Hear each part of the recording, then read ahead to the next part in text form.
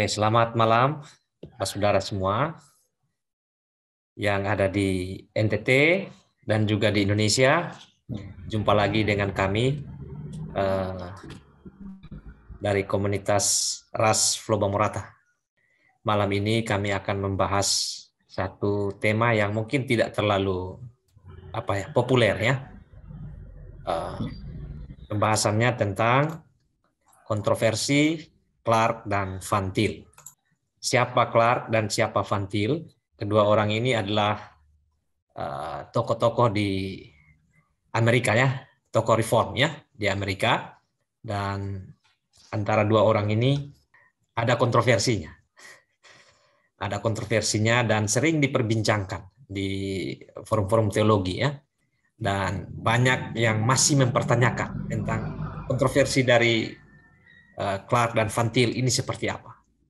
Nah, malam ini sudah hadir di tengah-tengah kita semua ada Sir Makuru ya, Sir Makuru, dan juga ada Taufan Barts. Nah, biar tidak terlalu kaku, kita mulai saja ya. Kita mulai saja pembahasan ini. Ya. Dan yang pertama ini kita beri kesempatan kepada Sir Kuru untuk memaparkan ya. Sir Kuru sudah menyiapkan bahan untuk kita diskusikan malam ini ya. Langsung saja, silakan Sir. Baik, sebelum saya mulai mungkin saya perlu kasih tahu dulu bahwa ini bukan upaya untuk mencari-cari masalah dengan teman-teman yang Vantilian. Bukan upaya untuk memprovokasi teman-teman yang Vantilian untuk kita saling berkelahi gitu. Tapi lebih kira untuk menyajikan materi tentang kontroversi ini dengan sudut pandang yang berbeda. Karena di Indonesia mungkin kebanyakan teman-teman Vantilian dari sedikit orang yang tadi yang suka apologetik tadi mungkin paling banyak itu adalah orang Vantilian dan mungkin pernah dengar kontroversi ini dari sudut pandang Vantilian dan ada banyak hal, bukan banyak tetapi ada hal-hal yang dikatakan itu melenceng gitu. Dan juga kalau saya lihat ada perdebatan-perdebatan terus yang terus-menerus terjadi, apakah memang perdebatan itu pantas dilakukan ataukah sebenarnya keadaannya seperti apa. Jadi bukan mau cari-cari hal dengan teman-teman Vantilian seperti Pak MGM dan teman-teman lainnya. Outline-nya konteks yaitu tentang gereja saat itu, di mana kontroversi ini terjadi, terus situasinya seperti apa, dan tentang kedua tokoh ini. Terus isu-isu yang terkait dengan kontroversi itu seperti apa, karena kontroversi ini tidak terjadi begitu saja ya, di luar konteks. Ini bukan satu kejadian yang terpisah dari kejadian-kejadian lain.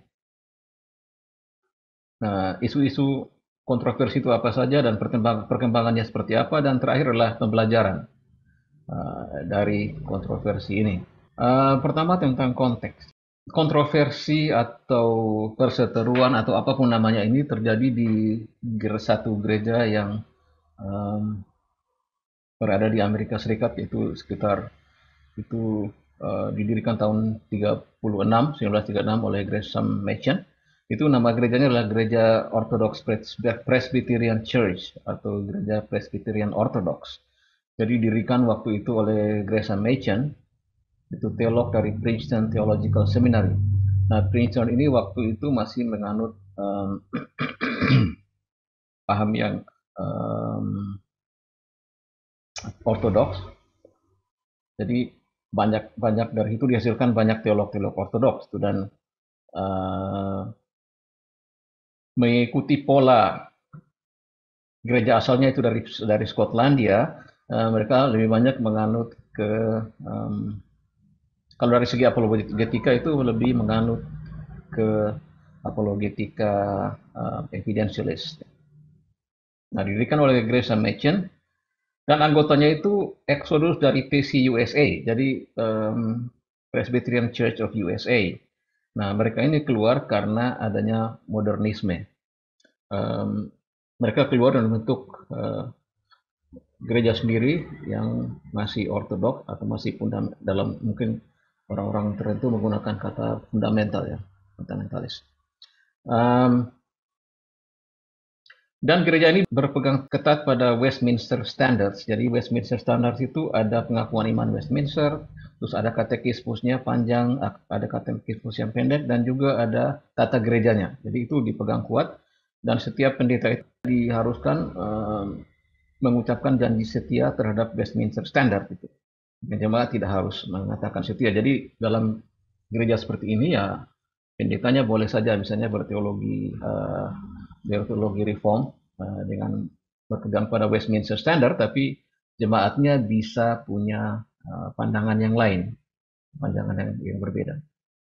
Oke, itu gereja yang pada saat itu, konteks gereja pada saat itu. Nah, tadi seperti dibilang tadi, Westminster Standard itu jadi semacam ADART lah yang harus dipatuhi dalam pengertian tertentu. Tapi ada hal tertentu yang memang tidak diatur. Tidak diatur di situ, tidak diatur dalam Westminster Standard. Misalnya ajaran tentang eskatologi. Eskatologi itu tentang zaman-zaman akhir lah. Itu kan ada premilenialisme, amilenialisme, segala macam. Jadi di situ orang bebas mau menganut eskatologi apapun terserah. Gitu. Terus konsumsi alkohol juga tidak diatur di situ. Gitu. Tidak ada pengaturan seperti itu. Dan lain-lain banyak lagi. Jadi di situ ada banyak keberagaman ajaran dan praktik dalam hal tersebut, hal-hal yang tidak diatur tersebut. Nah, gereja ini bertradisi Reform Skotlandia, tapi mereka tetap menerima tokoh-tokoh reform dari Belanda. Mungkin karena pendidikan mereka di Princeton, jadi tokoh-tokoh seperti Van Til dan beberapa yang lain itu tetap diterima di OPC, mungkin karena sesama reform dan juga karena mereka itu berpendidikan di Princeton. Nah, sebelum OPC terbentuk sebenarnya Machen membentuk dulu Westminster Theological Seminary. Jadi dia didirikan dan dipimpin oleh Machen waktu itu. Dan diharapkan bahwa dengan membuat institusi pendidikan seperti itu, para pengajar atau pendeta-pendeta di gereja waktu itu PCUSA pun masih ada yang menyuarakan ajaran-ajaran ortodoks itu. Tapi ternyata tidak bisa, jadi akhirnya keluar. Dan seminar ini bersifat independen. Sampai saat ini bersifat independen, tidak diatur oleh gereja, tidak diatur oleh siapapun. Mereka independen, mengatur diri sendiri, otonom. Dan menghasilkan para pendeta di OPC. Machen dan kemudian Machen dan para profesor Westminster Theological Seminary yang bertradisi Reform Skotlandia kemudian meninggal dan akhirnya banyak dipengaruhi oleh Reform Belanda. Kontroversi ini terjadi di negara lain, di benua lain, di Amerika, dan kontroversi ini hanya sampai Indonesia itu melalui buku-buku yang diterjemahkan yang berasal dari Amerika, dan entahlah mungkin tidak banyak orang yang tertarik sampai kemudian ada yang tertarik tuh waktu ada Pak MIM yang bahas tentang hal seperti ini. Gitu. Jadi saya dan Pak MIM waktu itu berdebat tentang kontroversi ini. Tadi Sir bilang ini ada modernisme. Jadi mungkin teman-teman juga pengen tahu di sana modernisme ini apa sebenarnya. Konteks saat itu. Ya. Modernisme itu adalah ajaran yang mengatakan bahwa manusia itu adalah standar segala sesuatu dan manusia hanya menggunakan logika untuk mengetahui segala sesuatu. Paling tidak itu intinya. Pasti ada ada variasi-variasi, tapi manusia hanya perlu logika untuk mengetahui kebenaran. Tidak perlu firman Tuhan, tidak perlu yang lain nama wahyu gitu, karena itu dianggap mitos. Hal-hal yang ada di dalam kitab suci itu adalah cara pandang orang pada zaman lampau, sebelum adanya sains, sebelum adanya ilmu pengetahuan itu tentang alam sekitarnya dia gitu. Jadi ya kita harus singkirkan itu semua gitu. Kalau dulu orang misalnya percaya bahwa ada roh atau ada kerasukan setan, ya dengan ilmu kedokteran sekarang kita bisa tunjukkan kok bahwa tidak ada kerasukan, yang ada itu misalnya sakit ayan atau apa gitu. Jadi tidak mungkin ada roh, tidak mungkin ada hal-hal lain berpengaruh terhadap penyakit-penyakit, atau mungkin semua yang ada di dalam kitab suci itu semua yang berbau-bau eh, sesuatu yang jarang kita lihat, tidak pernah kita lihat di dalam kehidupan kita, itu pasti mitos, tidak pernah terjadi, itu hanya berbohong-bohongan saja misalnya. Lebih ke sekuler dan empiris gitu ya, Sir ya? Lebih ke arah empiris, ya. Oke. Nah, berarti di situasi saat itu nih ada apa ya? Ada reform yang dari Scotland, ada reform yang dari Belanda, gitu ya. Betul, betul. Nah, Ya. ini ada dua nih, Sir. Ada Westminster Theological Seminary dan juga Princeton Theological Seminary. Ya. Nah, yang mana yang duluan ini sebenarnya? Yang ada sebelumnya adalah Princeton Theological Seminary. Mereka itu termasuk seminari yang besar waktu itu di sana, dan tokoh-tokohnya itu tokoh-tokoh besar dalam teologi presbiterian lah ya.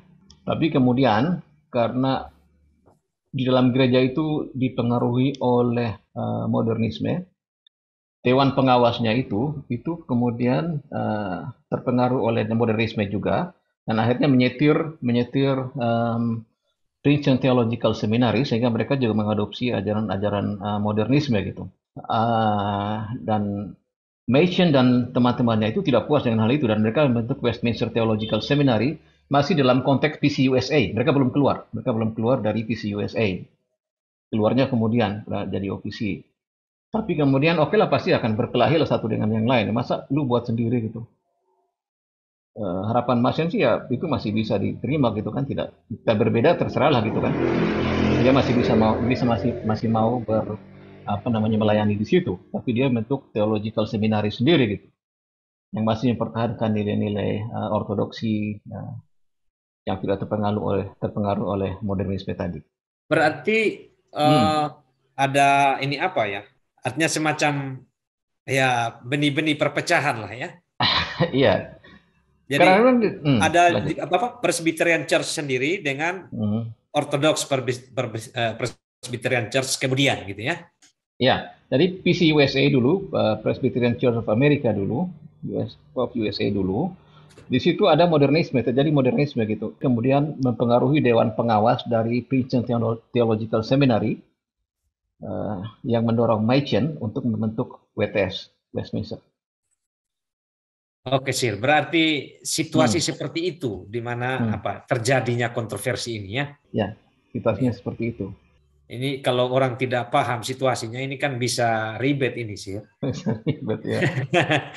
Ya, dan itu kan ada keterbukaan ya, Jadi mau dari tradisi Belanda maupun tradisi Reform terus Skotlandia, mereka semua diterima gitu. Malah ajaran-ajaran seperti eskatologi, konsumsi alkohol dan sebagainya tidak diatur di situ gitu, di Westminster. Jadi itu ada semacam kebebasan di situ, ada kebebasan untuk itu. Dalam ADART dari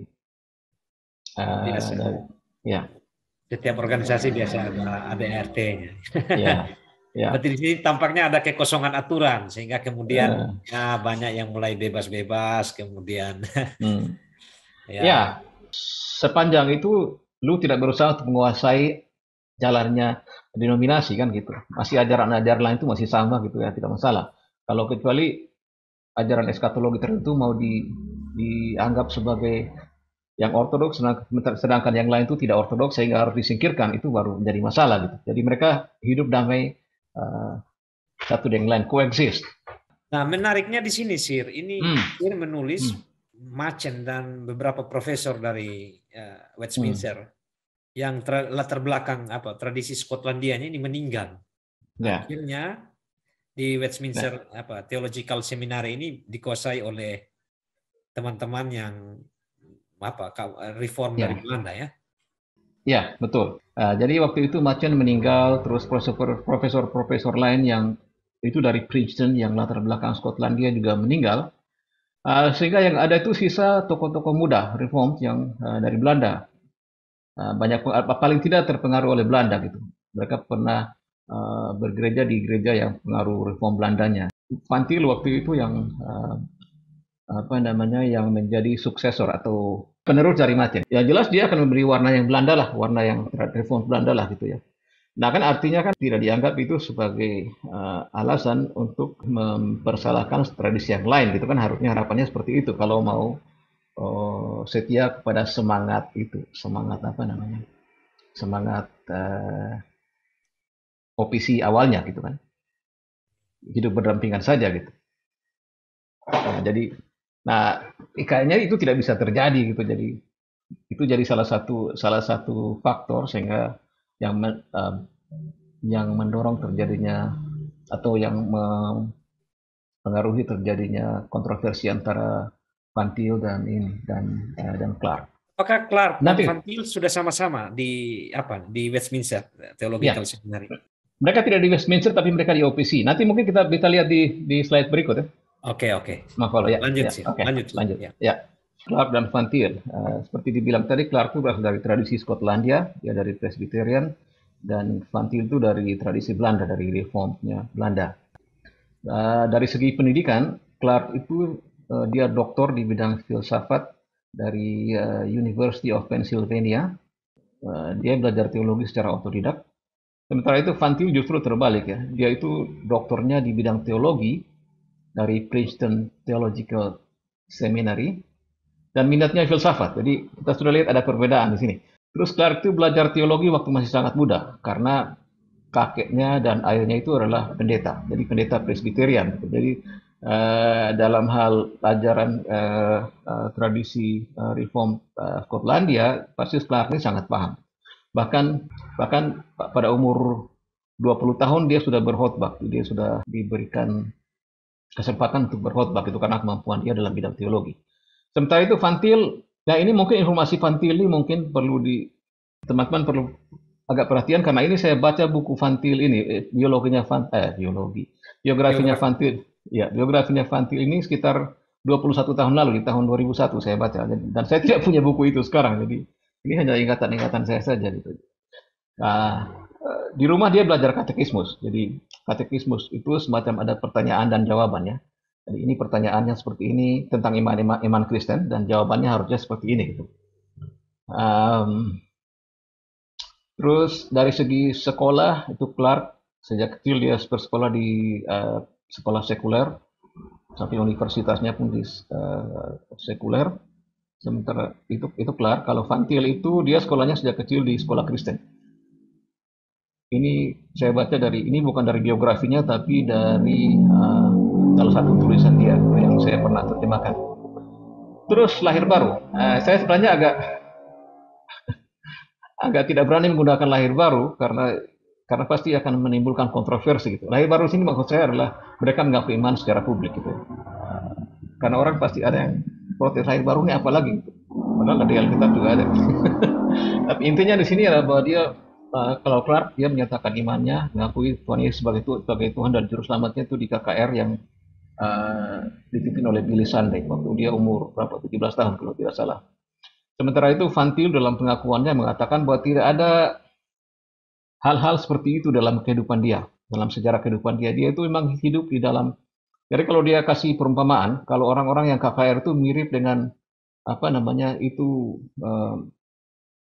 hujan puting beliung tropis gitu. Sementara itu di rumah tuh, tapi di rumah dia katanya dia bandingkan analogikan itu dengan keadaan yang kelembabannya sangat tinggi gitu. Ya cukup tinggi sejak kecil. Jadi dia belajar tentang kekristenan itu di rumah. Tidak ada bilang apa namanya rasa haru emosional seperti di KKR, tapi di rumah dia terus dibimbing dengan lingkungan yang tingkat kerohaniannya kerohaniannya tinggi gitu.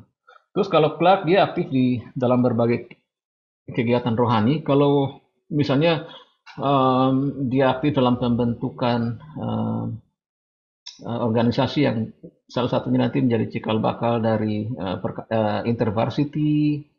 Terus waktu muda itu, waktu umur belasan tahun dia sudah berani, waktu umur belasan tahun itu memang sudah ada kontroversi dalam gereja juga, Presbyterian waktu itu. Dan dia berani membuat tulisan tentang posisinya yang mendukung posisi salah satu posisi dalam kontroversi tersebut. Jadi dia aktif sekali, aktif dalam kegiatan rohani. Terus dia juga berkhotbah pada saat umur itu dia mulai umur 20 tahun dia sudah berkhotbah.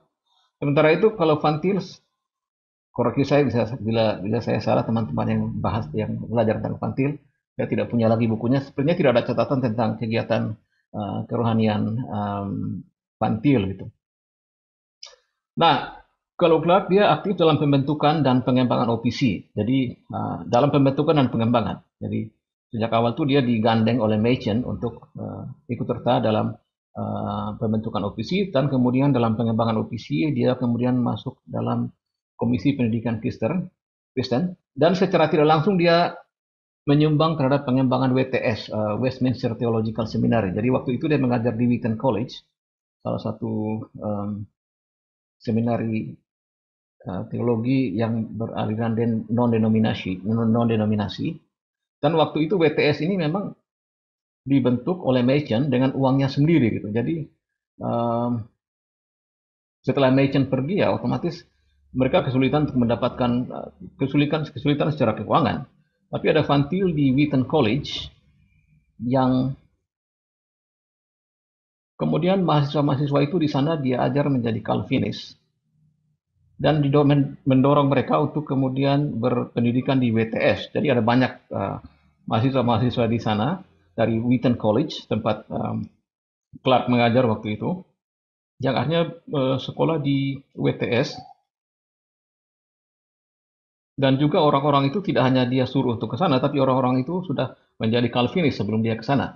Nah, ini diakui sendiri oleh Van Til bahwa Clark ini memiliki sumbangan besar gitu, karena dia bilang sebelum ada Clark di Wheaton College, saya tuh harus menghabiskan satu semester atau satu atau dua semester untuk mencuci otak itu para mahasiswa dari Wheaton gitu, yang non Calvinis gitu. Tapi setelah adanya Clark di Wheaton College itu orang mahasiswa dari sana itu sudah Calvinis gitu, tidak perlu diajar lagi. Nah, sementara itu Van Til dia aktif dalam pengembangan OPC. Setahu saya dia tidak aktif dalam pembentukannya karena waktu setelah dia jadi pendeta waktu itu di salah satu gereja OPC, dan kemudian Machen memanggil dia, walaupun dia waktu itu dia sebenarnya tidak mau menjadi profesor di universitas, di seminari. Dia dipanggil oleh Machen untuk kemudian mengajar di Westminster. Jadi dia kemudian yang banyak terlibat dalam pengembangan Westminster Theological Seminary.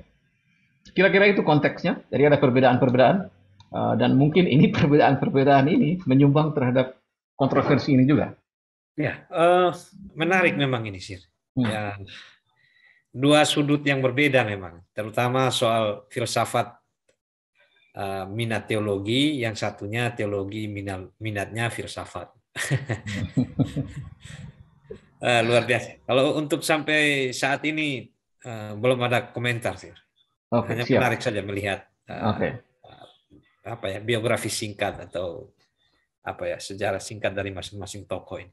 Iya, perbandingannya. Ya, memang ada perbedaan-perbedaan, banyak perbedaan, dan ya mungkin ini menjadi catatan juga buat kita menurut saya, karena latar belakang orang itu bisa membentuk orang itu secara berbeda, dan dia menghasilkan orang yang berbeda walaupun mungkin sama-sama cerdas ya. Walaupun mungkin teologinya sama. Isu-isu yang terkait dengan kontroversi.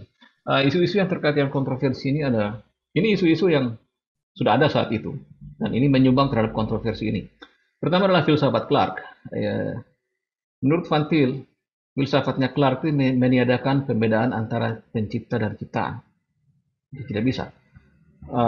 Mungkin karena Van Til memaknai ide atau gagasan tentang simplisitas atau kesederhanaan ilahi itu dengan cara yang menjadikannya sulit gitu ya. Jadi simplisitas ilahi itu artinya bahwa semua apa yang sifat Allah itu satu saja gitu. Jadi semua itu menyatu. Jadi apa yang Allah katakan itulah milik Allah, tidak bisa dibagi dengan yang lain, tidak bisa di-share orang yang lain. Itu menurut simplisitas ilahi, menurut Van Til. Jadi kalau misalnya pengetahuan Allah itu menyatu dengan Allah, tidak bisa tidak bisa dipisahkan dari Allah. Jadi pengetahuan Allah ya pengetahuan Allah. Jadi kalau ada misalnya di sini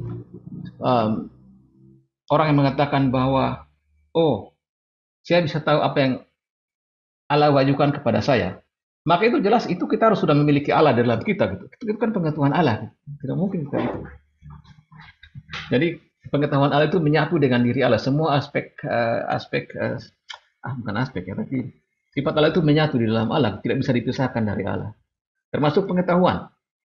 Nah, sementara Clark tidak gitu. Oke lah, secara keberadaan ya Allah, dia bukan ciptaan tapi pencipta. Tapi dalam hal pengetahuan,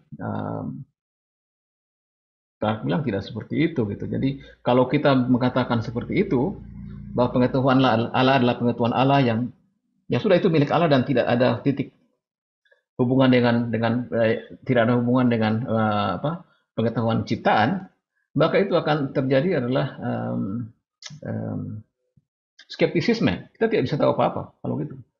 Ya apa yang Allah tahu ya milik Allah, jadi tidak bisa di-share dengan kita. Kita tahu yang kita tahu ya entahlah apa yang kita tahu. Pokoknya boleh dibilang fotokopi, tapi ya fotokopi juga lain. Tapi intinya seperti itu. Jadi dengan pemahaman teori definit simplisitas atau kesederhanaan ilahi seperti itu, Van Til merasa bahwa ini bilang ada titik temu ini antara manusia, pengetahuan Allah dan pengetahuan manusia. Berarti dia ini menyediakan perbedaan antara pencipta dan ciptaan. Dan Van Til menganggap ini satu yang sangat serius. Dia baru 2 atau 3 kali bertemu langsung dengan Van Til.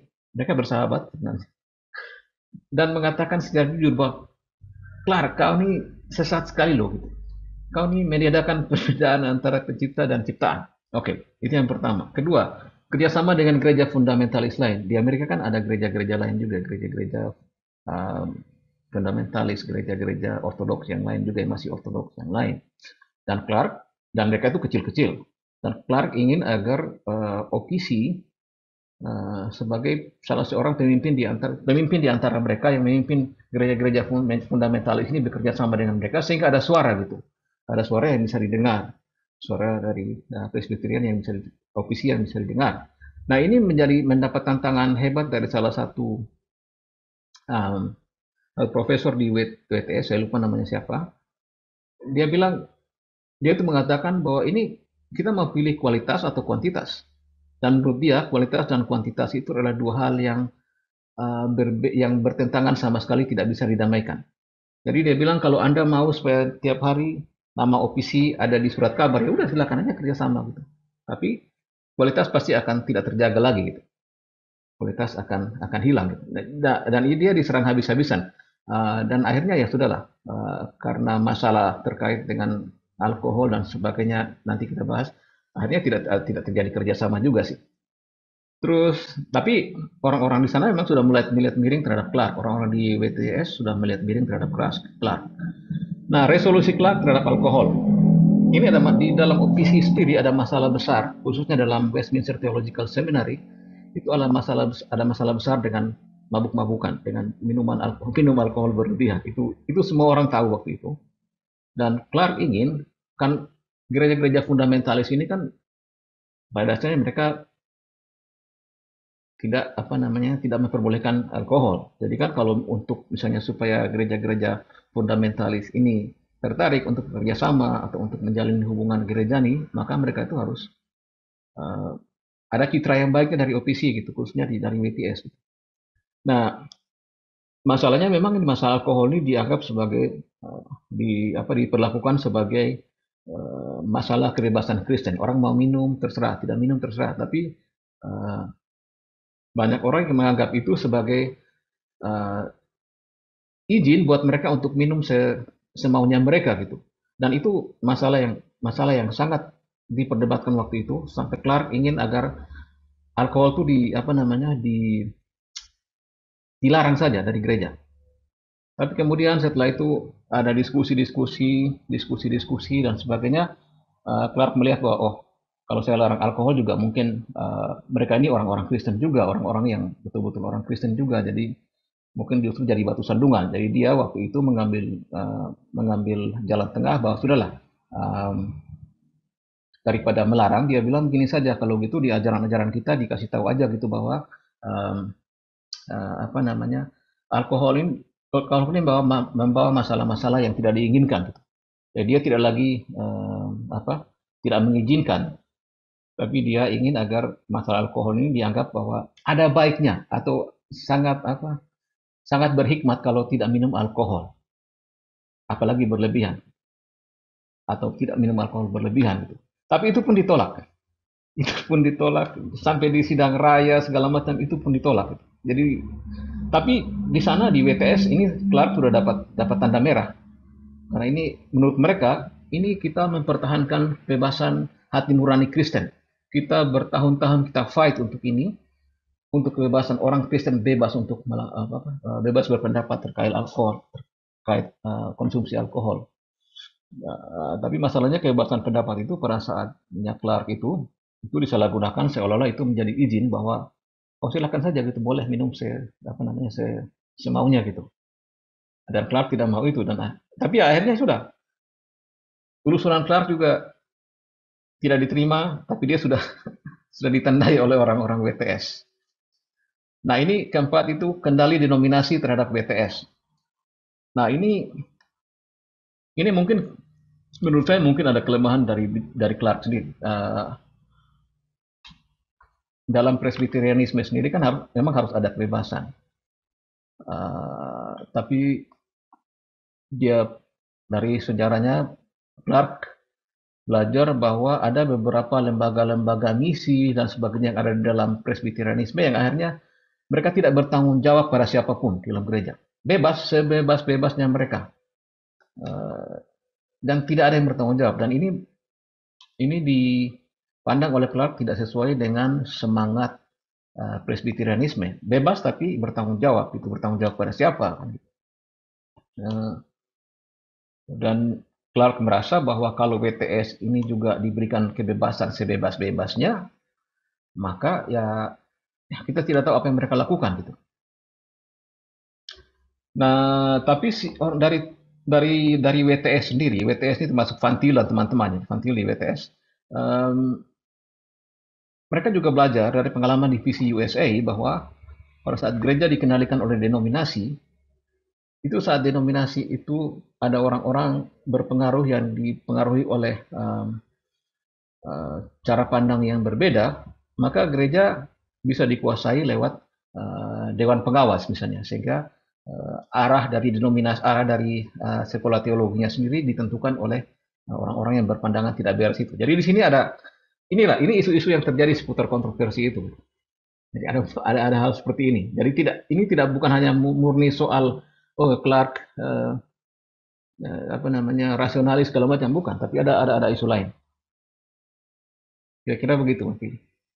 Ya, jadi tampaknya kalau melihat apa yang dipaparkan Sirkuru ini, kontroversi itu tidak hanya soal ajaran ya, tetapi ada situasi-situasi politik, ada situasi-situasi sosial yang juga makin membuat kompleks masalah ini ya.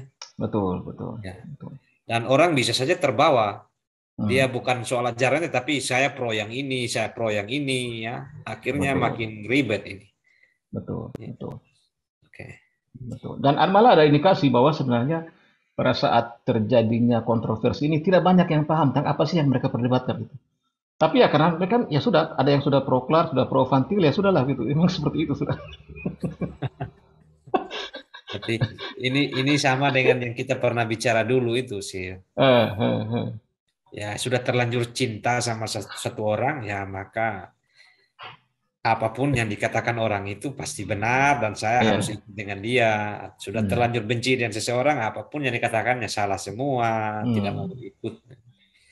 Ternyata bukan hanya di sini ya, di Amerika juga zaman itu sudah ada itu ya.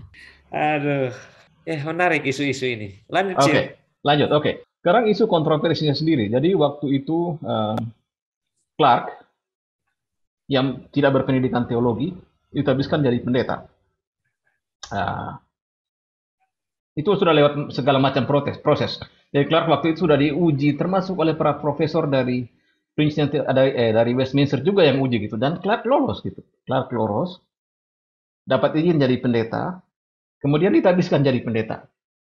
Tapi ada dua pengecualian. Waktu itu Clark yang meminta itu. Dia juga sudah sebelum ditabis, dia sudah konsultasikan dengan para profesor di Westminster itu gitu, bahwa dia mau minta ditabis, kemudian dari segi bahasa bahasa Ibrani, dia mungkin minta pengecualian, dan juga ada persyaratan waktu itu kalau jadi pendeta di sana harus studi teologi 2 tahun, dan dia juga minta itu untuk diabaikan gitu.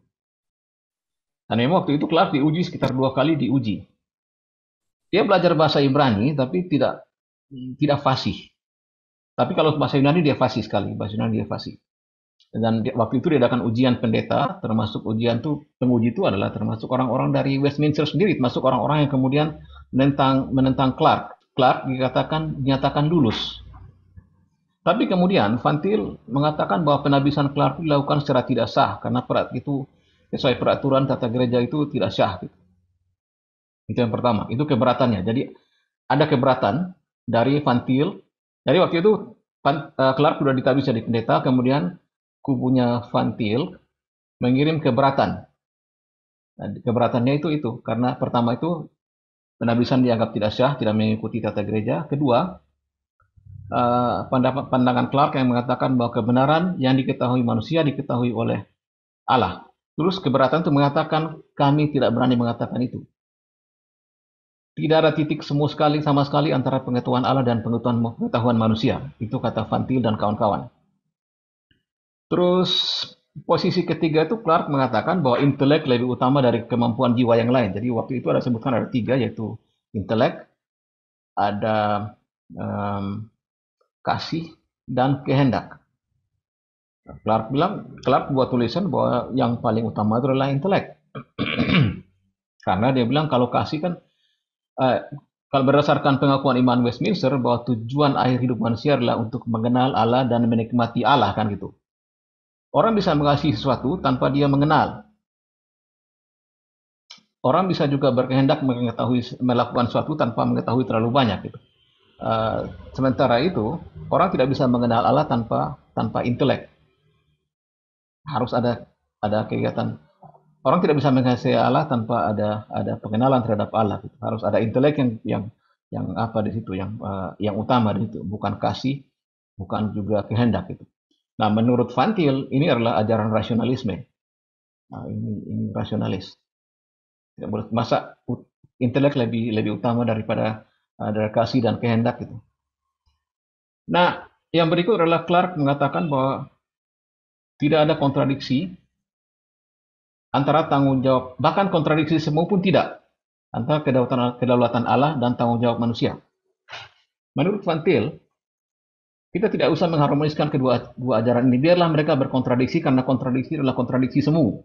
Itu hanya kontradiksi yang semu yang nanti bisa dibereskan oleh Allah sendiri. Ini solusinya gampang kan, sudah biar saja kontradiksi itu tidak usah dibereskan. Itu nanti kan Tuhan yang tahu, nanti Tuhan sendiri yang harmoniskan dua-duanya. Tidak perlu manusia gitu. Yang berikut ini adalah bahwa Allah tidak berkehendak reprobat selamat. Artinya bahwa menurut Clark, Allah tidak punya kehendak agar orang-orang yang nantinya tidak selamat, Allah tidak berkehendak untuk menyelamatkan mereka.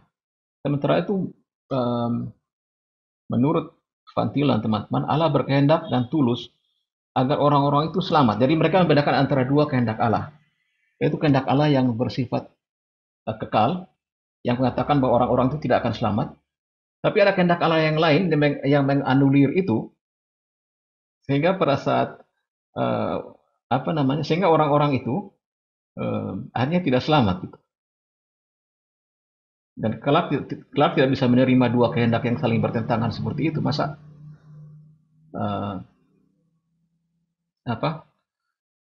berkehendak dan tidak berkehendak apa sih gitu. Ya, ini yang berikut lagi, yang kelima adalah masalah rasionalisme Clark. Ini masalah utama sebenarnya. Yang saya beri warna kuning ini masalah utamanya, itu bahwa Clark mengatakan bahwa kita harus mencari rumusan ajaran yang sedemikian rupa sehingga pernyataan-pernyataan dalam Alkitab itu harmonis gitu. Jadi kalau ada yang tidak harmonis, yang kelihatan saling kontradiksi, ya berarti kita harus melakukan sesuatu, kita harus mencari cara agar harmonis. Sementara itu, Van Til mengatakan bahwa Clark itu rasionalis kalau gitu, tidak menggantungkan diri kepada wahyu Allah.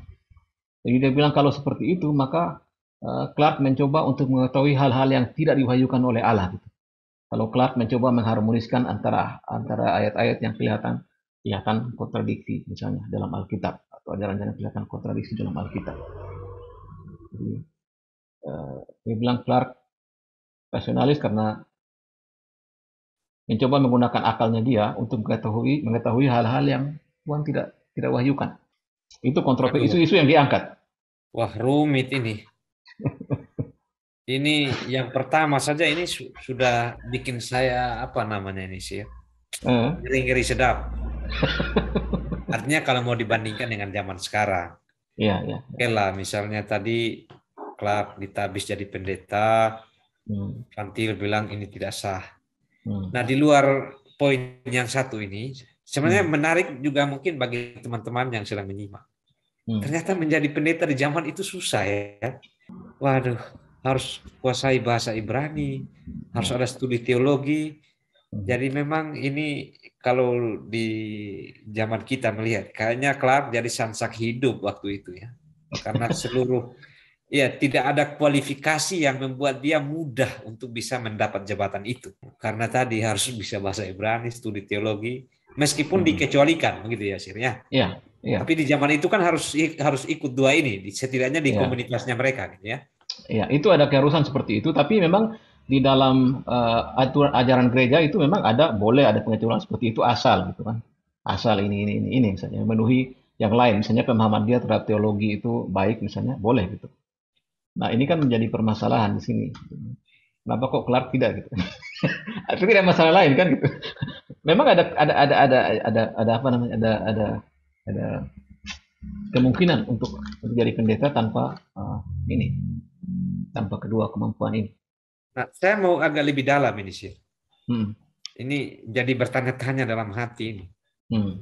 Pertanyaan pertama adalah, mengapa Clark mau jadi pendeta? Setidaknya mungkin Sir bisa berbagi tentang hal ini. Oh, oke. Ada tulisan. Yang kedua adalah seberapa ini apa sih Hmm. kuat posisi Fantil sampai kok dia apa namanya punya pengaruh untuk Hmm. menulis sesuatu dan menyatakan ini tidak sah, setidaknya di Hmm. zaman itu untuk poin yang Hmm. satu. Hmm. Hmm. Oke, baik. Nah, Clark mengapa dia menjadi pendeta? Clark sendiri sebenarnya selama hidupnya passionnya adalah bidang teologi. Keluarganya itu bapak dan kakeknya itu pendeta dan dia juga di rumah sejak kecil itu belajar teologi. Jadi bukan otodidak teologi. Jadi tidak bisa dikatakan bahwa dia nol teologi sama sekali. Dia belajar teologi dan juga waktu pada saat muda pun umur belasan tahun pun dia buat tulisan yang mendukung posisi tertentu dalam gereja. Dan dia selama dia mengajar di waktu itu di Wheaton College itu adalah sebuah universitas Kristen yang non denominasi. Dia itu Calvinismenya itu sangat menonjol di situ di sebuah dan dia betul-betul berkomitmen dan dia mengajar orang di situ gitu. Dan dia juga melakukan penginjilan dengan caranya sendiri ya. Dia pada saat dia berposisi sebagai dosen itu dia ada di rumahnya itu ada persekutuan-persekutuan di mana dia ajak orang, terus ada orang yang mungkin belum percaya Injil dia jadi dia kabarkan Injil. Jadi Clark ini sebenarnya semangatnya semangat pelayanan. Nah, pada waktu di Wheaton College dia mengalami masalah karena Calvinismenya ini.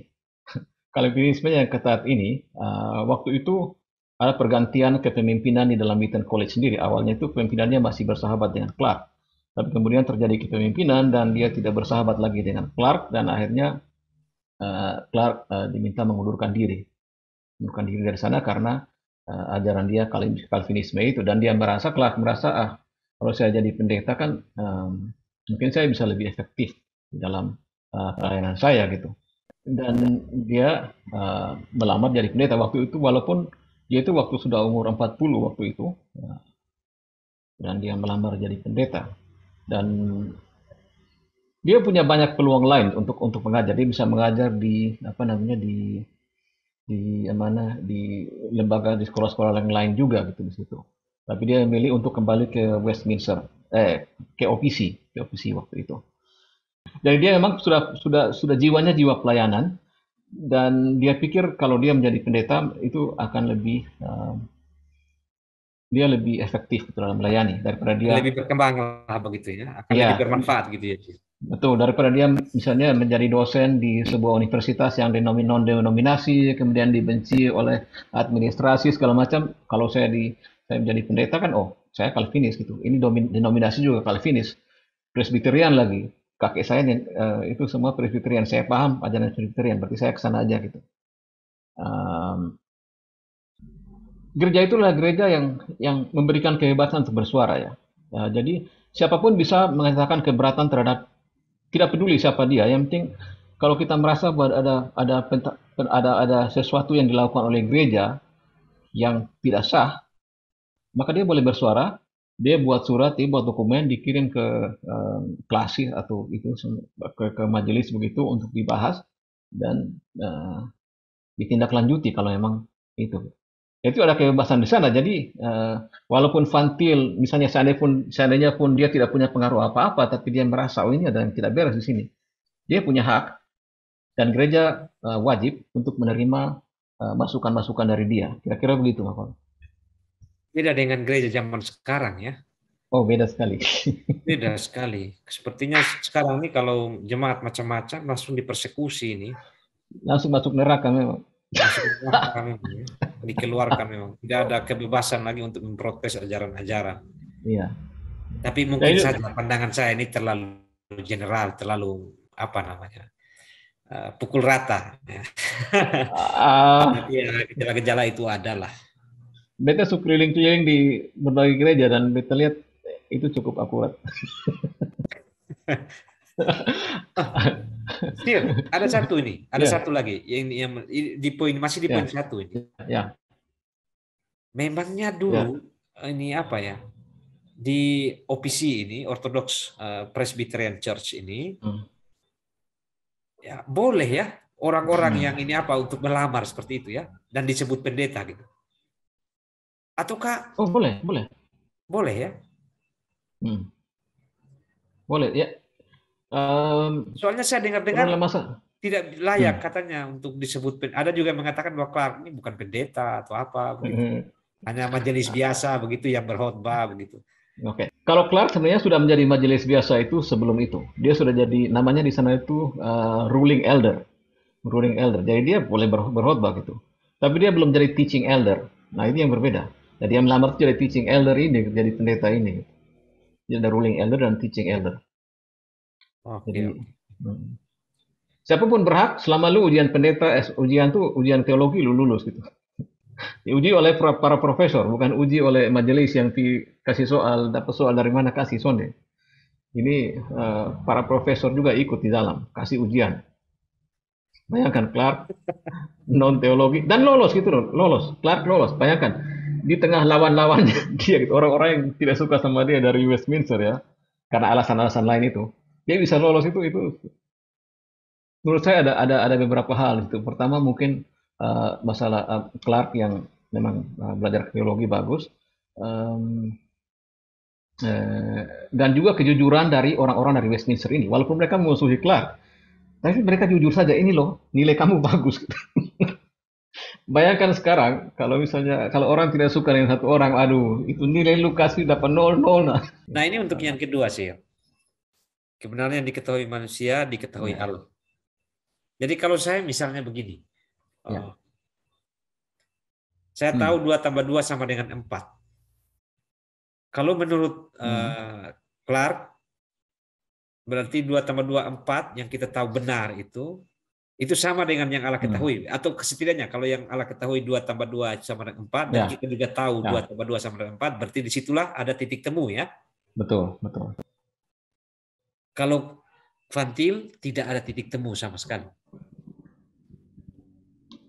Tidak ada titik temu sama sekali. Jadi kayak fotokopi begitu ya. Tapi itu masalahnya adalah fotokopi juga itu beritanya sama kan? Ada kesamaan kan? Dan oke lah, yang lain tidak sama, tinta segala macam tidak sama, tapi Ya. informasi yang didapatkan sama kan gitu. Fantil memaknai um, gagasan tentang simplisitas ilahi atau kesederhanaan ilahi itu sebagai mencakup pengetahuan. Jadi kesederhanaan ilahi itu artinya bahwa um, apa yang Allah punya lah Allah punya, itu tidak di share dengan yang lain. tidak bisa di-share karena itu adalah itu menyatu dengan Allah. Sifat-sifat Allah semuanya menyatu dengan Allah gitu. Tidak bisa di-share dengan yang lain. Menyatu dengan Allah gitu. Jadi kalau bisa di-share dengan yang lain, maka itu artinya kita memiliki Allah. Jadi kalau misalnya pengetahuan Allah yang menyatu dengan Allah. Kalau tiba-tiba kita mengetahui juga apa yang Allah ketahui misalnya, ya berarti kan kita sudah jadi Allah gitu. Itu pandangan Van Til. Dan Clark mengatakan bahwa kalau kamu memaknai ajaran tentang simplisitas ilahi dengan cara seperti itu, maka ya kita akan terjatuh dalam skeptisisme. Jadi ya kita tidak tahu apa yang kita pikirkan ini apakah benar atau salah. Pokoknya itu saja. Tidak ada hubungan sama sekali. Pengetahuan Allah ada di luar sana, pengetahuan kita di sini. Walaupun kita mengatakan sekalipun misalnya bahwa pengetahuan kita itu adalah fotokopi dari pengetahuan Allah misalnya. Ya fotokopi pun ada kesamaannya dengan sumber yang dikopi gitu. Masa misalnya kalau kita fotokopi sebuah teks yang mengatakan bahwa Indonesia merdeka tahun 1945, terus hasil fotokopiannya adalah misalnya Amerika Serikat makan kotoran anjing misalnya. Berbeda sama sekali dengan dokumen yang dikopi. Nah, ini kan akhirnya kan ya kita tidak tahu pengetahuan itu benar atau tidak gitu. Kalau kita paham bahwa Tuhan Yesus adalah satu-satunya juru selamat, ya itu pasti beda dengan yang Allah pikirkan. Mungkin Allah pikirkan mungkin yang jadi juru selamat tuh siapa mungkin? Mungkin Amaroni mungkin. Ini jadi masalah di sini gitu. Jadi pemaknaan Van Til tentang teori atau gagasan tentang simplisitas ilahi itu yang menjadikan pengetahuan itu menjadi mustahil. Kita mustahil punya pengetahuan. Iya. Jadi memang Van Til sangat menekankan pembedaan antara pencipta dengan ciptaan. Ya. Betul. Sangat tidak, itu semacam tidak bisa dikompromikan mungkin ya. Ya. Dan itu dianggapnya sebagai sesat loh sama dia. Makanya Clark tidak berhak untuk menjadi pendeta karena itu. Jadi sudah ada sangat mendasar menurut dia. Jadi isu pentabisan ini itu isu lain. Kemudian gagal dalam isu pentabisan.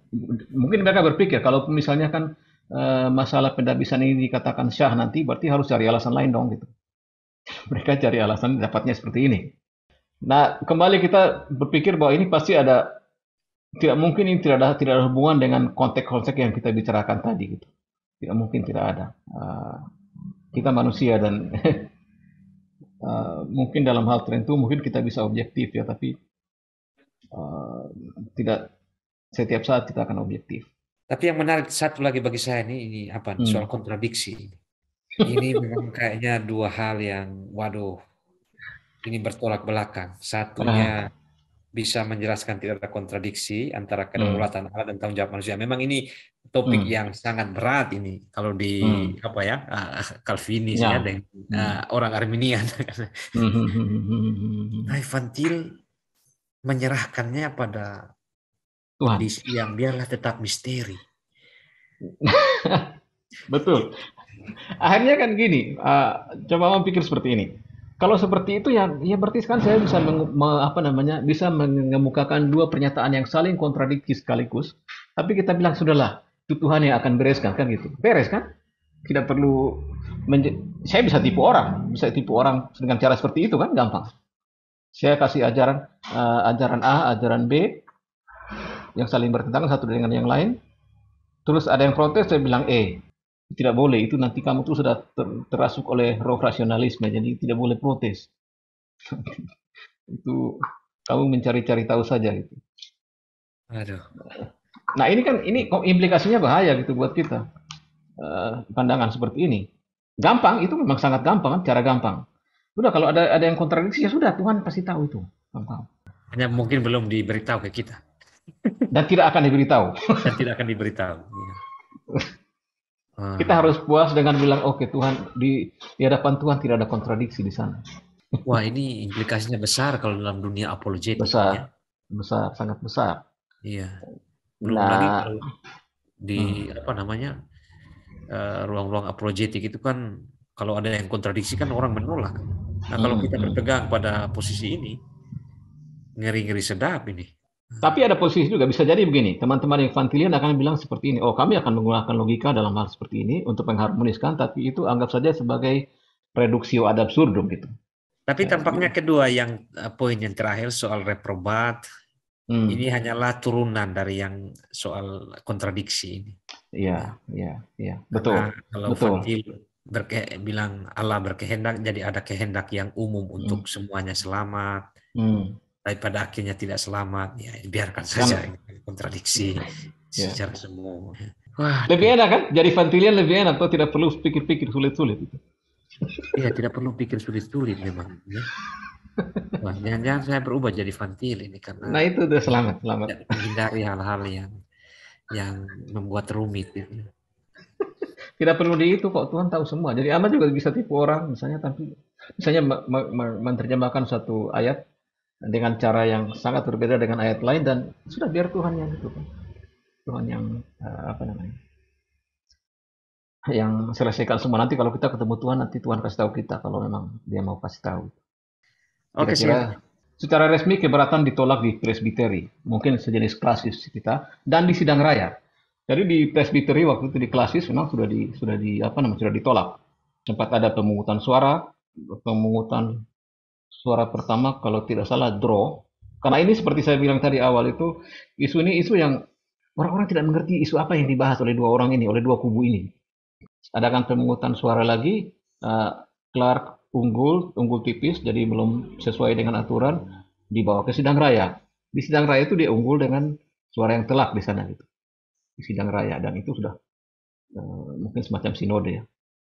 Nah, atau mungkin bukan. Pokoknya tiap tahun tuh mereka ada sidang raya. Presbyterian kan punya latar belakang tradisi reform Skotlandia, jadi agak sedikit berbeda mungkin dengan kayak gereja yang ada di Kupang, kayak The Mead dan sebagainya. Kemudian ada berkembang informasi bahwa Van Til sendiri tidak terlibat langsung dalam menyusun keberatan terhadap Clark. Itu beredar informasi seperti itu. Dan sebagian itu diantara para pendukung pendukung Van Til ya. Dan mereka sudah buat argumen-argumen seperti itu juga. Walaupun itu dibantah langsung oleh Van Til. Van Til bilang, semua orang tahu kok saya yang tanda tangan gitu misalnya. Dia yang mengatakan bahwa itu dia terlibat dalam penyusunan itu. Nah, setelah ada keberatan seperti itu, Clark dan teman-teman membahas dengan sebuah dokumen yang disebut the answer atau jawaban. Dan jawaban Clark itu menjawab isu-isu yang diangkat tadi, termasuk semua isu yang lima isu tadi dijawab oleh Clark, dan itu di tingkat presbiteri itu juga diterima. Dan karena jawaban Clark dan teman-teman ini betul-betul telak dan membuat posisi Van Til dan teman-teman itu dalam posisi yang kesulitan. Jadi misalnya masalah itu tadi, masalah tidak ada titik temu tadi. Clark mengatakan bahwa kalau kalian memahami kesederhanaan ilahi atau simplisitas ilahi dengan cara seperti itu, maka manusia tidak akan mungkin punya kebenaran. Oke, ada jawaban-jawaban seperti itu yang mematikan seperti itu, dan akhirnya Van Til dan kawan-kawan sekalian dan kawan-kawan mereka kemudian mengubah istilah-istilah penting yang digunakan dalam kebenaran mereka, sehingga dalam respon terhadap jawaban Clark, posisi mereka menjadi tidak dapat dibedakan dari posisi Clark. Beberapa kali lalu kan kita bahas tentang posisi Van Til yang dikemukakan oleh Pak MBN. Sepertinya tidak ada beda sama sekali dengan posisi Clark. Dan itu memang tanggapan Clark terhadap tanggapan Van Til terhadap jawaban Clark seperti itu sudah. Masalahnya adalah waktu itu sudah diterima oleh sidang raya gitu segala macam, sudah diterima oleh klasis atau presbiteri.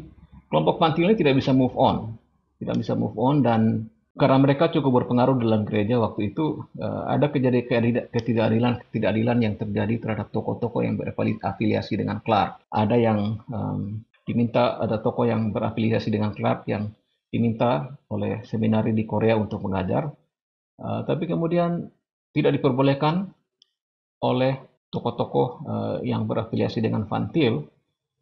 Dia boleh pergi ke Korea hanya sebagai misionaris, tapi tidak boleh mengajar di seminari di sana gitu. Dan ada lagi yang lain. Ada yang dihambat penabisannya jadi pendeta segala macam. Nah, jadi ada ketidakadilan seperti itu. Dan akhirnya pada tahun 48 menghadapi seperti itu, Clark dan para pendukungnya keluar dari OPC. Tapi Van Til masih mencari-cari alasan untuk membantah pandangan Clark yang sudah diterima di sidang raya. Jadi setelah pandangannya atau jawaban mereka atau respons mereka terhadap pandangan Clark itu kelihatan seperti pandangan Clark, artinya Van Til mencari-cari alasan dengan mengatakan bahwa pandangan Clark itu bersifat univokisme. Univokisme itu artinya bahwa apa yang Allah tahu kita tahu semuanya juga. Seperti yang Pak MIM yang sajikan di beberapa video yang kita bahas beberapa saat yang lalu, bahwa menurut Van Til, Clark berpegang pada univokisme gitu. Padahal univokisme yang dimaksud di sini Clark itu ya seperti univokisme dalam pengertian bahwa kalau kita tahu kebenaran, maka kebenaran pun Allah tahu. Itu saja. Tidak lebih dari itu. Tidak berarti bahwa semua segala hal yang Allah tahu kita tahu. Tidak seperti itu. Namun secara pribadi kedua pihak ini tetap berhubungan baik ya. Tapi masalahnya hubungan dalam gereja ini sudah tidak bisa diperbaharui lagi. Permusuhan di antara dua kelompok ini sampai sekarang masih ada. Dan malah di kalangan Van Tilian, di kalangan pendukung Van Til itu berkembang misinformasi tentang Clark. Misalnya bahwa keberatan Clark itu diterima oleh sinode atau oleh sidang umum. Dan kemudian ada lagi yang mengatakan bahwa penabisan Clark itu dilakukan pada hari yang sama dengan waktu ia mendapat izin jadi teaching elder. Ini dan lain-lain. Padahal jelas dari dokumen-dokumen gereja bahwa keberatan Van Til tidak diterima dan penabisan Clark tetap dianggap sebagai sesuatu yang syah. Dan kemudian soal waktu izin tadi dengan penabisan tadi, itu Clark sudah dapat izin jadi teaching elder itu 1 bulan sebelum dia ditabiskan. Jadi tidak ada keterburuan sama sekali. Ada kesan bahwa para pendukung Clark di gereja itu merasa ketakutan sehingga pada saat Clark dapat izin langsung dia ditabiskan jadi pendeta gitu. Jadi Van Til itu menyusun pembelaannya kira-kira begitu ya. Judulnya The Complaint ya sih. The Complaint ya. The Complaint. Kalau dari kubu Clark kan menyusunnya judulnya apa? The Answer ya. The Answer. The Answer. Oke. Tapi ya baik juga karena mereka berdua tetap berhubungan baik. Ya. Meskipun ya tadi hubungan dalam gereja sudah sulit untuk diperbaiki. Sudah sangat dipersulit. Dan tidak mungkin, sekarang mereka masih saling bermusuhan tuh. Sebagian ya, bukan semua juga, bukan ya. Sebagian.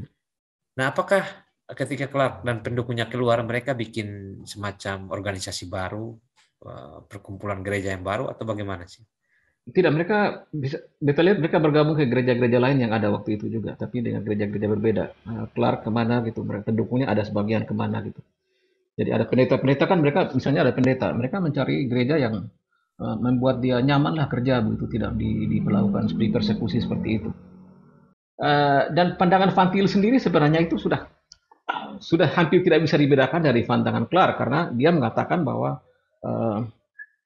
hal yang sama dengan seperti yang dikatakan oleh Clark. Nanti kita bisa lihat screenshotnya dan setelah ini. Atau mungkin saya tunjukkan saja ya.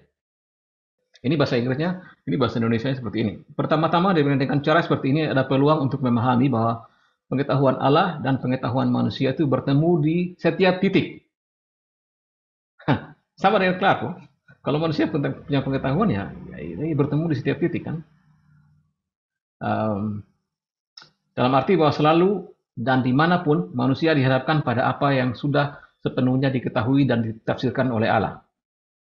Persis kan? Ya, kalau semua sudah diketahui dan ditafsirkan oleh Allah dan manusia memiliki pengetahuan, ya jelas ada titik temu di situ.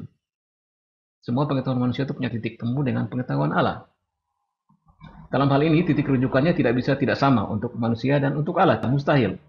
Tidak ada fakta yang manusia temui dalam penyelidikannya di mana wajah Allah tidak berhadapan dengannya. Di pihak lain, jadi dia setuju. Dia setuju bahwa ada titik temu. Dan ini seperti persis dikatakan oleh Clark. Di pihak lain, dengan cara ini ada peluang untuk memahami bahwa pengetahuan Allah dan pengetahuan manusia sama sekali tidak ada titik temu.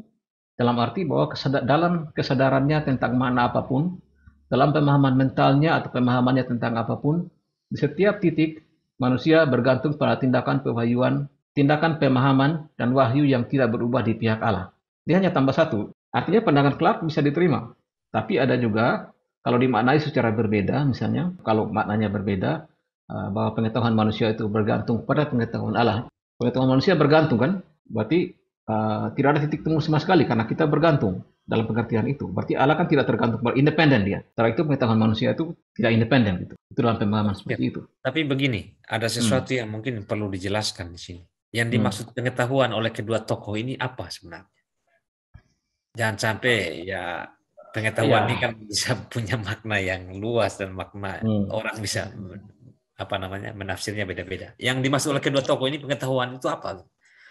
Ya, kalau Clark sih pengetahuan itu adalah segala sesuatu yang diwahyukan oleh Allah atau yang dapat disimpulkan secara valid dari wahyu tersebut. Sementara itu kalau Fantil kayaknya tidak se-strict Clark dalam hal itu. Jadi bisa jadi bahwa manusia itu mengetahui hal-hal lain yang tidak dinyatakan Allah di dalam Alkitab gitu. Walaupun mungkin dia Allah nyatakan dengan cara yang lain. Intinya bahwa ya tetap juga sama, tapi eh, Clark itu diwahyukan oleh Allah dalam Alkitab, sementara dia itu mungkin ada hal tertentu yang manusia ketahui dari penyelidikan dia di alam dan sebagainya. Itu menjadi pengetahuan dia yang mungkin tidak diwahyukan di dalam kitab suci. Oh, berarti Tapi Clark sangat ketat ini karena sangat ketat. pengetahuan yang dia kuantifikasi sebagai Hmm. pengetahuan itu hanya yang dari wahyu dan yang bisa disimpulkan secara valid dari wahyu. Di luar Wahyu itu Allah bukan ya. pengetahuan berarti. Di luar itu bukan pengetahuan. Manusia melakukan penelitian, sains dan sebagainya, itu bukan pengetahuan. Bukan berarti dia menolak sains juga. Dia sangat senang dengan sains dan dia sangat menghargai sains, tapi jangan pernah mengatakan kepada dia bahwa hal itu bahwa sains membawa kebenaran gitu. Waduh, Kalau berarti yang di textbook yang selama ini yang sains punya ini tidak masuk kategori pengetahuan dalam versinya Clark ya. tidak masuk pengetahuan. Itu opini dan opini itu sangat bermanfaat dan harus diikuti karena memang kita tidak punya pilihan lain. Itu yang kita punya. Itu yang Tuhan berikan kepada kita gitu. Kita tidak pernah tahu yang benar yang mana karena kan sifat sains yang bergantung secara mendasar pada penalaran induktif atau abduktif kan begitu. Kalau jadi ya Ini komentar yang Sir kutip dari siapa ini? ini tulisannya Fantil sendiri. Oh, tulisannya Fantil sendiri. Ini Fantil sendiri. Ya, siapa tahu Uh, teman-teman kan nanti tanya, ini Sir Kuru ini ngambilnya dari apa namanya parafrasenya orang lain gitu. oh tidak, ini ada nomor referensinya. Saya tidak cantumkan sini, tapi ya ini dia. Ini tulisannya Fantil sendiri dalam bahasa Inggrisnya. Oke, Jadi Sir. ini, Mana hmm. lagi ini apa Oke, komentar-komentar yang menarik dari oke. Ini sesi Calvary Church di Willow Grove itu ini gereja yang pada akhirnya meninggalkan OPC waktu itu, satu gereja mereka. Sidang tahun 1946 mendukung penabisan Dr. Gordon Clark dengan suara hampir mencapai 2-1. Seorang anggota Fakultas Seminari Westminster dengan pidato yang berapi-api menyatakan bahwa tidak boleh ada seorang pun yang berpikir bahwa apa yang disebut kasus Clark ini telah berakhir dan bahwa ia akan terus berjuang sampai napas penghabisannya. Mereka berupaya menggagalkan penabisan Tuhan. Oh, ini hal-hal yang kemudian. Jadi sini kita lihat ada semangat yang luar biasa berapi-api ya. Oke lah, sidang sidang raya boleh membereskan ini gitu. Sidang presbiteri boleh bilang ini sudah selesai dan mendukung Clark, tapi hati-hati kalian. Ini tidak akan selesai di sini gitu. Dan akhirnya kan ada masalah-masalah. Nah, jadi kita lihat ada semangat dan saya pikir ini mungkin hal yang buruk yang kita bisa pelajari bahwa pada saat orang sudah terlalu bersemangat dan tidak lagi memperhatikan kebenarannya, ya sudah susah. Tidak ada lagi misalnya, oh mungkin dia benar ya, ada benar itu di mana. Ini yang Fantio tadi. Nah, ini yang terakhir. Jadi waktu itu setelah dikasih keberatan oleh Fantil dan teman-teman, Clark dan teman-teman membalas. Kemudian ada balasan lagi. Ada balasan itu dari Fantil dan teman-teman bilang seperti ini. Kita fokusnya ke di bawah saja. Ini uh, ini tulisan mereka, kutipan tulisan mereka ya. Itu di paling bawah dia bilang seperti ini. Meskipun keberatan, dokumen keberatan itu yang dibuat oleh Fantil itu gagal dalam hal kejelasan definisi dan kejelasan rumusan, tidak layak menuduhnya mengarah ke skeptisisme. Mereka mengakui kegagalan mendefinisikan istilah, dan kegagalan memberikan kejelasan dalam rumusannya. Tapi kok sekarang yang bersalah itu justru Clark itu. Clark yang harusnya memahami mereka. Bagaimana dipahami kamu gagal merumuskan jadi secara baik, definisi aja tidak jelas. Kok sekarang jadi Clark yang harus dipersalahkan gitu. Agak menyedihkan sih kalau ada seperti ini gitu. Harusnya kan jadi pembelajaran untuk diri sendiri kan. Harusnya oke, kami mengaku salah karena ini maksud kami harusnya seperti ini kan. Harusnya ada seperti itu. Nah, ini teman-teman Fantilian ini membaca ini atau tidak ini? Saya tidak tahu. Mungkin tidak, mungkin iya. Semoga sih iya. Semoga tidak, makanya. Kalau iya kan ini agak sedikit apa namanya? Agak sedikit memprihatinkan ya. Kalau Iya, memang iya. mereka tahu ini gitu. Atau mungkin mereka membaca ini tapi mereka punya cara menginterpretasi sendiri-sendiri gitu yang menjadikan posisi Fantil dapat diterima gitu. Polisi yang awalnya Fantil diterima gitu. Walaupun dia sudah mengubah posisi gitu. Ternyata ini kutipan-kutipannya menarik juga nih. Ada Mm-mm. perbandingan dari dua sisi dan juga ada pengakuan sendiri kan dari Mm-mm. Fantil dan kawan-kawan bahwa mereka gagal. Salah satu kesimpulan dari sebuah tim yang dibentuk untuk melakukan penyelidikan tentang masalah kontroversi ini mengatakan bahwa kontroversi ini sebenarnya membahas hal-hal yang tidak diatur dalam ADART OPC. Jadi sebenarnya tidak pantas dipakai untuk menguji kelayakan seorang untuk melayani. Ini harusnya kan kita sadar posisi lah gitu kan.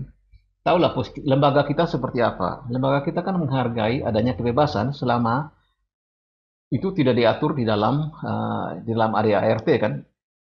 Itu diakui kan di dalam ADART bahwa itu boleh, gitu, boleh, boleh, boleh. Dan kalau misalnya ada orang yang berbeda pendapat di situ dan mengatakan bahwa pendapat dia ortodoks dan berusaha untuk menghalangi orang lain yang juga mau melayani, saya pikir itu mungkin sudah tidak sadar diri lagi gitu. Yang kedua mungkin kebesaran jiwa untuk menerima fakta bahwa posisi seseorang itu salah. Jadi pada saat misalnya ditunjukkan bahwa posisi mereka salah, misalnya seperti tadi, misalnya kan harusnya kan sudahlah, tidak usah fight lagi, oke lah kita salah, salah formulasi misalnya, secara rumusan dan sebagainya, tidak perlu lagi fight, memang sudah seperti itu sudah, mengaku salah saja. Tapi kan masalahnya kalau sudah di politik itu susah. Terus, Bukan hanya di politik sih. oh begitu, Ya, hampir semua aspek kehidupan ini. komitmen pada kebenaran, bukan pada menang kalah. Jadi kita mungkin tidak peduli lah, menang kalah itu masalah lain. Kita kalah, kita menang ya oke lah, itu memang kalah menang hal biasa. Gitu. Sudah, itu mungkin ada hubungan kebesaran jiwa. Kita komitmennya ke kebenaran. Pada akhirnya kita kalah itu ya sudah kalau memang itu kebenaran ya udah. Terus tidak mengungkit hal-hal yang sudah diselesaikan. Sudahlah. Kalau misalnya di situ di dalam kasus tadi misalnya um, Clark sudah dinyatakan penabisan Clark dikatakan memang sesuai dengan aturan, ya sudah tidak perlu cari-cari masalah lagi gitu. Ya satu lagi masalahnya kadang-kadang um, kalau kita menghargai kebenaran dan orang-orang di sekitar kita tidak menghargai kebenaran ya itu jadi masalah tersendiri juga sih bisa jadi masalah tersendiri supaya hal lagi atas tuh bisa terjadi ya orang-orang di sekitar kita harus menghargai kebenaran gitu. Termasuk orang-orang kita di Indonesia gitu. Kalau misalnya terbukti bahwa apa yang saya katakan di sini salah, ya nanti misalnya ada teman-teman Fantilian yang bisa mengangkat informasi lain yang menunjukkan bahwa oke ada salah dari presentasi saya harus bisa menerima dong, menghargai itu dong. Gitu. Demikian juga dari teman-teman Fantilian dong gitu. Kalau misalnya saya bisa angkat misalnya atau teman-teman lain misalnya bisa angkat bahwa ada masalah dengan posisi Fantil ya terima saja gitu kan. Nah, ini memang butuh kebesaran jiwa sih. Hmm. Ini untuk semuanya ini. Hmm. Ya, apalagi kontroversi ini kan sudah berlangsung lama dan terbawa terus nih sampai semua Hmm. pengikutnya ini. Sampai di Indonesia. Ya, jadi kalau lihat memang Hmm. isu-isu yang diperdebatkan ini memang isu-isu kelas tinggi ini sih. Ya, Yang memang hanya ya, ada di ruang-ruang orang yang berpikir. ya, Ya, isu tadi soal apa ya? Pengetahuan Allah, pengetahuan manusia, siapa yang mau berpikir sampai di level itu? Tetapi ya, itu punya implikasi yang besar. Kalau kita urai satu persatu, di satu ya. sisi menurut saya sih ya bagus. Artinya kita belajar tentang kontroversi ini, kita tahu apa yang ada dalam pikiran mereka, apa yang mereka Hmm. perdebatkan. Satu yang berguna lah, berguna sekali. Ya, kita bukan mau cari-cari masalah dengan teman-teman Fantilian atau teman-teman. Kita mau ungkap apa yang kita tahu lah. Jadi bisa jadi setelah ini mungkin teman-teman Fantilian akan mencoba dalam tanda petik membantai saya. Ya silakan saja, tidak Gak masalah. apa-apa. Saya terbuka. Saya bisa salah. Kalau misalnya bisa ditunjukkan bahwa saya salah ya saya bisa dikoreksi. Jadi, Ya betul sih. Ini hmm, sama juga kalau di komunitas saya yang lain sih. Katanya hmm, hmm, kalau di apa namanya orang yang bergelut di dunia sains itu hmm, katanya ini ya boleh katanya. salah tapi tidak boleh bohong katanya. Kalau salah katanya itu manusiawi gitu. Tapi Eh, kalau bohong itu kan ada unsur tahu dan mau. kalau bohong jadi setan ya. Nah, ini lagi kembali ke isu tadi itu. Ini soal Hmm. intelek, kasih dan kehendak ini. Mereka sudah memikirkan di zaman itu hal-hal yang Betul. sederhana seperti ini. Hmm. Kita mungkin memandangnya, ini kayaknya remeh ini. Kalau Hmm. dipikirkan, ini sangat besar ini Sangat besar. konsekuensinya, implikasinya. Hmm. Juga masalah tadi kan, masalah kontradiksi tadi kan. Ya sudahlah, biar Tuhan yang bereskan semua. Ya sudah, kalau memang seperti itu ya kita oke lah. Saya boleh mengatakan hal-hal yang saling berkontradiksi, yang saya simpulkan dari Alkitab. Kemudian saya bilang ya itu memang Tuhan yang bilang seperti itu. Jadi silakan nanti Tuhan akan bereskan sendiri, itu bukan saya. Itu semacam tidak ada usaha itu sih. Betul. Malah Kebalasan sebenarnya itu mungkin saja masih ada rahasia-rahasia yang bisa kita deduksi sebenarnya. betul, betul. Menyerahkannya langsung pada keputusasaan itu. Tapi hidup lebih santai tuh kalau begitu kan, lebih santai. Oh iya ya, memang sisi praktisnya bisa lebih santai, tidak terlalu Hmm. terbeban. Hmm. Reductio et absurdum ya bolehlah mungkin Hmm. gunakan seperti itu, tapi ya kondisinya seri satu sama itu kalau begitu. Oke, Nah, terima kasih banyak sih. Jadi setidaknya ini memberikan apa namanya input baru bagi dunia teologi dan filsafat lah, khususnya hmm. tentang tokoh-tokohnya yang di Amerika yang mungkin banyak dianut oleh pandangan-pandangannya ya atau Ya. interpretasi-interpretasi mereka terhadap berbagai macam aliran filsafat dan teologi. Hmm. Ya, dengan adanya presentasi dari Sirkulu tadi ya akan semakin memperkaya sebenarnya, Hmm. berkaya. Kalau kita mau pandang dari sisi apa ya, orang yang haus akan ilmu pengetahuan ya. Hmm. Nah, ini pengetahuan biasa nih, bukan pengetahuannya kelab. Isi Lah, yang umum kita kenal ini ya. ya. Meskipun kalau dicari definisinya agak sulit juga kita ini. Aduh, semoga Eh, bermanfaat bagi teman-teman yang mendengar. Tapi rasanya belum semua eh, poin-poin yang menjadi kontroversi antara mereka berdua. Setidaknya sih sudah meng-highlight beberapa yang memang sangat sangat keras perdebatan yang mungkin di kesempatan mendatang kita diskusikan lagi yang yang lain ya kecil-kecilnya. Sambil kita menunggu teman-teman Fantilian di luar sana yang mungkin mau berespon. ya, ya mau merespon. Nanti Sir harus banyak ini apa bersabar. Siapa tahu nanti Mm-mm. serangan baliknya ini ngeri. Tidak masalah, tidak masalah. Terima kasih semua. Sampai jumpa lagi teman-teman, saudara semua di acara-acara diskusi live di YouTube Ras Polba Murata ya.